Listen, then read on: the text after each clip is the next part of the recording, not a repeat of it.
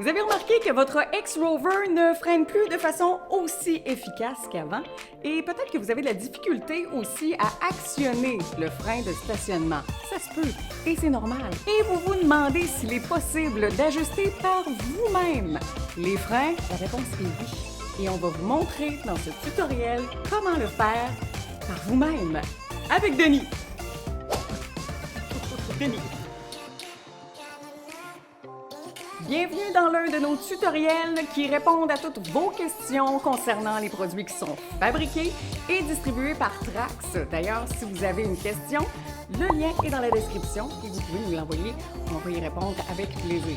Avant de débuter, sachez qu'il est tout à fait normal après un certain temps que les câbles de frein de votre chariot poussette changent de longueur. N'est-ce pas, Denis? Il est donc très important de les ajuster pour assurer une même intensité de freinage sur les deux roues. On va vous montrer dans ce tutoriel étape par étape comment ajuster par vous-même les freins de votre Explorer. Avant de commencer, vous aurez besoin d'une clé ou d'un outil muni d'une douille de grosseur 5/16. Vous accéderez facilement au frein en retirant simplement la roue. Dévissez légèrement l'écrou de la vis de fixation du câble, juste assez pour être capable d'ajuster la longueur du câble de frein.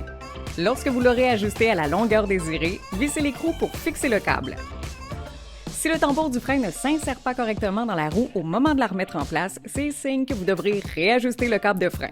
Il se peut d'ailleurs que vous ayez à répéter cette étape à quelques reprises jusqu'à ce que la roue s'insère sans effort. Assurez-vous de toujours vérifier que la roue tourne de façon fluide. C'est signe que l'ajustement du frein a été bien réalisé. Répétez la même procédure pour le second frein et vous serez ensuite prêt à partir. Si vous êtes nouveau sur cette chaîne, n'oubliez pas de vous abonner également pour ne rien manquer de toutes nos vidéos, incluant nos tutoriels comme celui d'aujourd'hui à propos du Explorer. En terminant, n'hésitez pas à vous abonner à notre chaîne pour ne rien manquer de toutes nos vidéos et cliquez sur les liens juste ici pour voir le Explorer en action.